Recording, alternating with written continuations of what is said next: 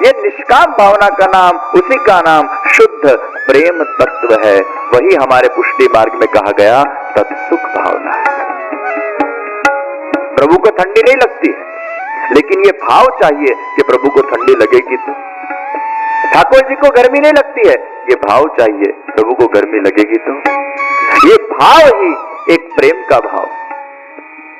देवकी जी के वहां जब चतुर्भुज स्वरूप से भगवान प्रकट हुए तो भगवान 4 भुजा वाले थे। देवकी जी को लगा ये तो भगवान है। फिर विनंती की आप 4 में से 2 हाथ वाले बन जाओ। फिर भगवान 2 हाथ वाले बन गए। तब देवकी जी को डर लगा कि अब कंस इसको मार तो नहीं डालेगा ना। क्यों डर लगा? क्योंकि अब 2 हाथ वाले बालक बन गए हैं। और तब उनके मन के अंदर वो प्रेम जागृत हुआ। और प्रेम हमेशा एक ऐसे भय को जागृत करती है कि मेरे बालक को कुछ हो तो नहीं जाएगा। ये एक प्रेमवश भय है, प्रेमवश कैर है, प्रेमवश कंसर्न है। उसी को हम कहते हैं शुद्ध निर्विकार प्रेम, तत्सुख की भावना। मेरे प्रभु को कोई श्रम न पड़े, मेरे प्रभु को मैं सुख रूप हूं। क्या खुद के सुख की बात नहीं है, क्या प्रभु के पास से कोई प्राप्त करने की भावना नहीं है। बस घिसना है अपने आप को। चंदन घिसता जाता है, घिसता जाता है, घिसता जाता है और अपनी सुगंध को फैलाता जाता है। वैसे व्यक्ति अपने तन को, व्यक्ति अपने मन को, व्यक्ति अपने हृदय को भगवत सेवा के अंदर घिसता जाता है, घिसता जाता है, घिसता जाता है और शुद्ध प्रेम की सुगंध को चाहू और पसराता जाता है। ये प्रेम सेवा मोक्ष के लिए नहीं होती है। इसलिए महाप्रभु जी ने भक्तों की भी कैटेगरी बनाई कि शुद्ध पुष्टि जीव कैसा होता है। जो शुद्ध पुष्टि जीव होता है उसको मोक्ष की भी कल्पना नहीं है। हे भगवान, मुझे तुमसे मोक्ष चाहिए ऐसी बुद्धि रखना, वो भी एक स्वार्थ है।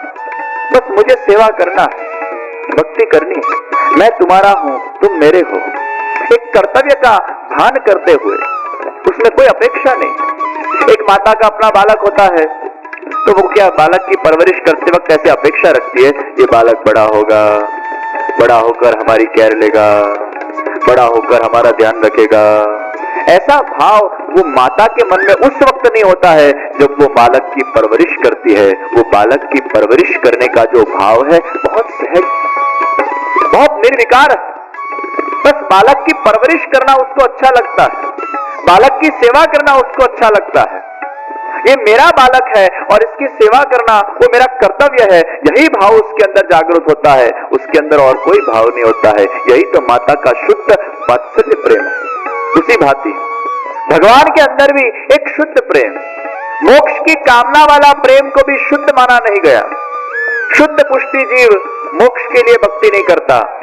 Love which is a true love is never with the reasons, but love is always reasonless. If the love comes in your life with the reason, that is not love, that is a business. Because in business you want something when you do something. In love you never want something if you are doing something, because it's only a question of giving, giving and giving in love without expecting. ये शुद्ध पुष्टि। एक बार एक लड़की और लड़के की शादी होने जा रही थी। फिर लड़का माता पिता के साथ मुझे मिलने आया। मैंने वो लड़के से पूछा, तुझे ये लड़की बहुत पसंद है? बोला हाँ, लड़की अच्छी है, सुंदर है, सुशील है, संस्कारी है।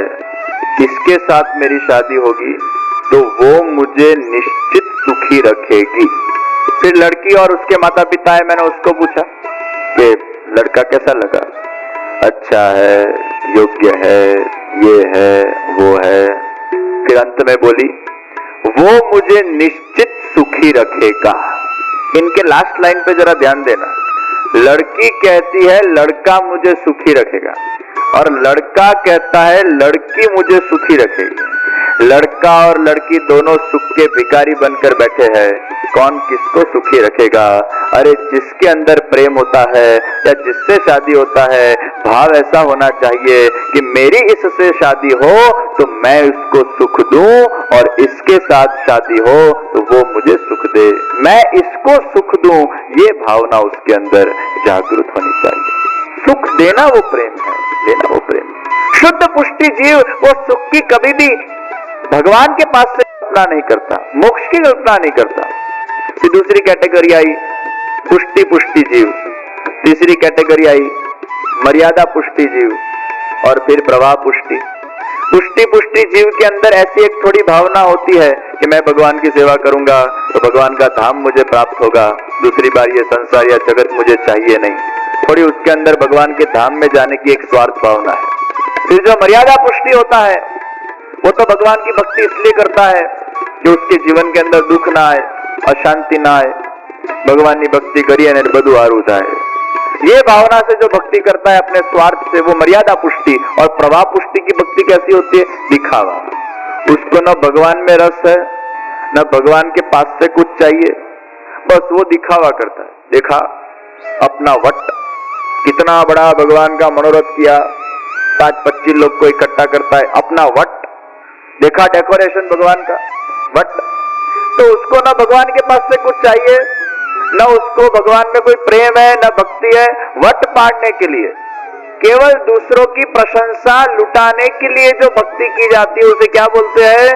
प्रवाह पुष्टि भक्ति। जो भगवान से उसका कोई लेना देना नहीं है, वो भगवान का भी केवल प्रदर्शन करता है, भगवान का केवल यूज करता है, उसे क्या कहते हैं? प्रवाह भक्ति। ये गणपति को बजाते क्या करते लोग? ये डीजे बजाते हैं जोर जोर से, गणपति बापा को ऊपर बिठाते हैं और वो दारू पी के नाचते हैं, मूर्ख जैसे लोग। ये क्या है? प्रदर्शन है, भगवान का उपयोग है। फिर गणपति जी के साथ लक्ष्मी जी को बजाते हैं, कैसे कैसे जात जात के गणपति बनाते हैं, लक्ष्मी जी को पर्स रखते हैं, इसलिए पर्स खाली हो जाती है। ऐसे सब भगवान के सामने भगवान का केवल नाटक करते हैं, भगवान की मजाक उड़ाते हैं। फिल्मी सॉन्ग्स के ऊपर, वल्गर सॉन्ग्स के ऊपर गणपति की शोभा यात्रा निकालते। ये क्या है? ये प्रवाह भक्ति है। ये भक्ति के नाम पर केवल प्रवाहिकता है, बस लोगों के अंदर वाहवाही के लिए, पैसा कमाने के लिए, बस एक उत्सव मनाने के अंदर एंजॉयमेंट लेने के लिए, एंटरटेनमेंट करने के लिए केवल मात्र परमात्मा का उपयोग करना। ये कौन सी भक्ति है? ये प्रवाही भक्ति है।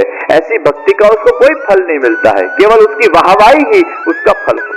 प्रियजनों, तनुजा सेवा के अंदर भी समर्पण भाव चाहिए, वित्तजा सेवा के अंदर भी समर्पण भाव चाहिए, और तनुजा वित्तजा के फल स्वरूप मानसी सेवा की उपलब्धि होती है। और ये सबसे बड़ा भक्ति का फल है। सबसे पहले भगवान में भाव होता है। प्रियजनों, कोई भी व्यक्ति को आप सबसे पहले मिलो या देखो या जानो तो आपको किसी को देखकर किसी न किसी प्रकार की तो एक भावना जगती है। Every person gives you an impression, and that's why it is said first impression is the last impression, because that impression is creating some things about that person. जब भी आप किसी को पहली बार मिलते हो, देखते हो, जानते हो, उसके एक इंप्रेशन स्टोर होती है, ये आदमी कैसा। फिर आप दूसरी बार मिलो, आप तीसरी बार मिलो, आप चौथी बार मिलो, अगर आपको वो व्यक्ति अच्छा लगेगा, अच्छा अर्थात एक अच्छा व्यक्ति लगेगा, एक सज्जन लगेगा, तो आपके मन में उस व्यक्ति के प्रति एक बहुत शुद्ध भाव जागृत होगा। ये भाव यानी बहुत शुद्ध भाव है। कैसा भाव? ये आदमी बहुत अच्छा है, ये व्यक्ति बहुत अच्छा है, आपको वो पसंद पड़ता है। पसंद कोई भी चीज में पसंद पड़ सकती है, वस्तु हो, विषय हो, व्यक्ति हो, बस मने गमे से। तो जो पसंद पड़ने का भाव है वो हमारी एक रुचि का विषय हो जाता है। तो प्रियजनों, सबसे पहले कोई व्यक्ति को देखकर, मिलकर आपको क्या प्रकट होता है? आपके मन में भाव प्रकट होता है, ये अच्छा है या बुरा है। फिर आप उसको बार बार मिलो, देखो, तो वो भाव और प्रगाढ़ बनता है, और वो प्रगाढ़ भाव में से एक निष्काम प्रेम का उदय होता है। और ये निष्काम प्रेम कैसा है? आपको उसके लिए कुछ करना पसंद है, आपको उसके लिए सोचना पसंद है, आपको उसके लिए बात करना पसंद है। फिर आप उसकी बातें करते हो, आपको आनंद आता है। आप उसके लिए बात कर रहे हो, उसको नहीं पता है, लेकिन आपको मजा आता है, बस उसके लिए मैं बात करूं, उसके लिए मैं कुछ करूं, उसके लिए कुछ अपने आप को किसूं, उसके लिए कुछ सौगात प्रदान करूं। ये आपके अंदर जो भाव जागृत हुआ, इसमें जरा भी ऐसा एक्सपेक्टेशन नहीं आपके अंदर कि आप जो कुछ भी उसके लिए कर रहे हो वो उस तक पहुंचे या उसको उसका पता चले। आप अपने मजा से, अपने आनंद से, स्वांतः सुखाय आप करते हो। एक है कि हम ऐसे पब्लिक के सामने गाना बजाना करो, तबला बजाओ, ऑर्गन बजाओ, ऑक्टोपैड बजाओ, ढोलक बजाओ, और एक है आप एकांत में रात को 12 बजे तंबूरा लेकर, सितार लेकर, आंख बंद करके अपने स्वांत सुखाए आप कोई सुंदर भजन गाते हो, कीर्तन गाते हो। कोई सुनाने वाला नहीं है, कोई सुनने वाला नहीं है, केवल अपने स्वांत सुखाए, अपने आत्मा के प्रसन्नता के लिए, अपने खुद के प्रसन्नता के लिए आप करो, उसमें कोई कामना नहीं है। ये निष्काम प्रेम है। फिर वो प्रेम धीरे धीरे और प्रगाढ़ बनता है, तब कौन सा स्वरूप ले लेता है? वो प्रणय का स्वरूप ले लेता है। भाव प्रेम प्रणय स्नेह रागानुराग व्यसनानि। ये प्रेम की स्टेज है। पहले भाव होता है, फिर प्रेम होता है, फिर प्रणय होता है, निष्काम प्रेम। उसके लिए कुछ करना पसंद। वो क्रिकेट में जाती थी, उसमें सचिन तेंदुलकर 99 सेंचुरी के ऊपर था। टेस्ट और वनडे में उसका 100 सेंचुरी बनने वाला था। तो जब जब बेचारा खेलने आता तो सब लोग उसके लिए भगवान को प्रार्थना करते, भगवान इस बार प्लीज इसका 100 बना दे बाबा, इस बार इसका 100वां सेंचुरी लग जाए तो ये कितना खुश होगा, और वो खुश होगा तो हमें कितना सुकून मिलता है। आप देखो क्रिकेट के अंदर कोई खिलाड़ी जब अच्छा खेलता है ना, उसके 70, 75, 80 बनते तो हम ऐसा मानते हैं इसकी 20 जल्दी बन जाए तो अच्छा। वो बैट ऊंचा वो करने वाला है, वाहवाही उसकी होने वाली है, पेपर के अंदर हेडलाइंस उसकी आने वाली है, न्यूज चैनल के अंदर वाहवाही उसकी, हमें क्या लेना देना उसको। लेकिन फिर भी एक देश प्रेम है, एक शुद्ध प्रेम है। वो देश के लिए बेचारा खेलता है। उनके 250 बन जाए तो लगता है 300 बन जाए तो अच्छा, तो वो 300 बने उसके लिए वो बैठकर देखता है क्रिकेट मैच को। फिर 300 बनता है तो कमेंट्री का वॉल्यूम बढ़ा देता है, बढ़ा वॉल्यूम बढ़ा, वाहवाही सुनो इसकी। कितना निर्विकार प्रेम है, वाह! इसे प्रेम कहते हैं। नहीं तो हमें उसके लिए प्रार्थना करने में हमें क्या फायदा होने वाला है? हम नहीं तो लालियो लाभ वगैरह लौटे। लेकिन जरा देखो कि कैसा हमारा निर्विकार प्रेम है उसके लिए कि हम भगवान से प्रार्थना करते हैं, प्लीज भगवान। और कई लोग तो ऐसे सुपरस्टिशियस होते हैं, एक जगह बैठ जाते जब तक वो 100 नहीं बजे उठता ही नहीं वहां। उसको लगा मैं उठ जाऊंगा तो आउट हो जाएगा। ऐसा निर्विकार प्रेम आपने देखा किसी के लिए? ये है हमारा राष्ट्र प्रेम, तो वो राष्ट्र के लिए खेलता है। एक भावना है कि उसको सुख मिले, उसमें जरा भी उसके प्रति सुख लेने की भावना जागरूक नहीं होती है। ये प्रेम कैसा प्रेम है? ये प्रेम खाली पति पत्नी के बीच में नहीं होता। मैं जो ये प्रेम की बात कर रहा हूं, ये यूनिवर्सल प्रेम है, जो पशु के लिए भी हो सकता है, व्यक्ति के लिए भी हो सकता है, विषय के लिए भी हो सकता है, राज्य के लिए भी हो सकता है, राष्ट्र के लिए भी हो सकता है, मित्र के लिए भी हो सकता है, भाई के लिए भी हो सकता है, बहन के लिए भी हो सकता है, गुरु के लिए भी हो सकता है, शिष्य के लिए भी हो सकता है, ये समाज के लिए भी हो सकता है, संस्था के लिए भी हो सकता है।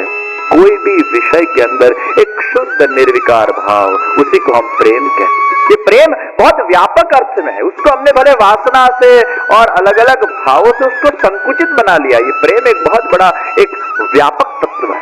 फिर प्रणय होता है, भाव, प्रेम, प्रणय, स्नेह। हम बोलते हैं हमारे स्नेही, पर स्नेह की आपने डेफिनेशन कभी सुनी? स्नेही यानी क्या? स्नेह यानी क्या? जिसके बिना हम रह नहीं सकते, और जब वो हमसे दूर चला जाता है तो उसको याद आती है, उसके ही हमें विचार आते हैं, वही हमारे सामने मंडराने लगता है, उसको हम स्नेह बोलते हैं। 2-3 बार फिर ऐसा लगता है वापिस आ जाए तो अच्छा, इसे स्नेह बोलते हैं। चौथा, राग। राग मन उसमें जुड़ गया, आप हर पल के बारे में सोचते हो। अनुराग, उसकी आदत पड़ जाती है, जैसे कोई चीज की आपको आदत पड़े फिर उसकी बिना नहीं है। अनुराग और नाम भी रखते हैं लोग। फिर यानी आपके मन के अंदर उसके नाम एक हल्दी जा सके, जैसे टिकट का पड़ी तो नोटा है, उसको चलता ही नहीं, मान लगता है। लोग मैं पूछता हूँ न कर क्या मैं बहुत हो जाती, अभी अभी चाहिए, नींद आने लगती है, आलस्य आने लगता है, प्रमाद आने लगता है। तो व्यसन यानी ये कोई सिगरेट का, शराब का, तंबाकू का व्यसन नहीं है, व्यक्ति का व्यसन, भगवान का व्यसन। आंख का स्वभाव जब कृष्ण बन जाए उसका नाम व्यसन है। ये गोपियों को प्राप्त हुई थी, और व्यसन दशा के अंदर भगवान अपनी सभी लीलाओं के साथ आपको साक्षात्कार कराते हैं। जो स्वरूप की आप भक्ति करते हो, जो मूर्ति की भक्ति करते हो, वो आपके सामने बोलने लगती है, आपके सामने क्रीड़ा करने लगती है, आपके सामने आपको अनुभव कराने लगती है। और व्यसन दशा के अंदर जिसका आपने आपने सेवन किया है उसका साक्षात्कार आपको हो जाता है, उसी रूप से भगवान आपके घर में आपको अनुभव कराने लगते हैं। ये भगवान की व्यसन दशा है, ये तनुजा वित्तजा सेवा से प्राप्त होती है। और वही व्यसन दशा जब सुदृढ़ बन जाती है तो भगवान अनेक लीलाओं के साथ आपके हृदय में आकर विराजमान हो जाते हैं। फिर सेवा करने की जरूरत नहीं है, फिर भगवान आपके हृदय में आ गए। 24 घंटे के लिए आपको भगवान का ही चिंतन होने लगेगा, सर्वत्र भगवान के दर्शन होने लगेंगे। ये कौन सी सेवा है? ये मानसी सेवा है, ये फल रूपा है। फिर आपका मन वो भगवान के भाव से भर जाता है। स्कूल को पढ़ने के बाद कॉलेज के अंदर जाना जाता है, फिर स्कूल को छोड़ना पड़ता है ना। एक बार कॉलेज में पहुंच जाओ फिर स्कूल छूट जाती है। उसी प्रकार मानसी के फल में आप पहुंच जाओ, तनुजा वित्तजा सेवा छूट जाती है। सेवा तो साधन है भाव जगाने के लिए, भाव जग गया फिर उसको छोड़ देना है। हम शिखर पर एक बार पहुंच गए, सीढ़ियों को छोड़ देना है। ये सेवा है वो सीढ़ी कि आप उस भाव तक पहुंचो कि आपको सब जगह कृष्ण के दर्शन हो जाए, और वो भाव तक पहुंचाने के लिए ही ये साधनात्मिका सेवा है। प्रियजनों, पुष्टि मार्ग के अंदर कृष्ण ही साधन है, कृष्ण ही साध्य है और कृष्ण ही सिद्धि है। यहां साधन भी कृष्ण, साध्य भी कृष्ण और सिद्धि भी केवल कृष्ण है। सर्वत्र कृष्ण के दर्शन होने, और सब जगह अगर मैं कृष्ण को देखूं तो मैं द्वेष किससे करूं, मैं ईर्ष्या किससे करूं? मुझे सब जगह भगवान के ही दर्शन होते हैं। वो सर्वात्म भाव की उसके जीवन के अंदर सिद्धि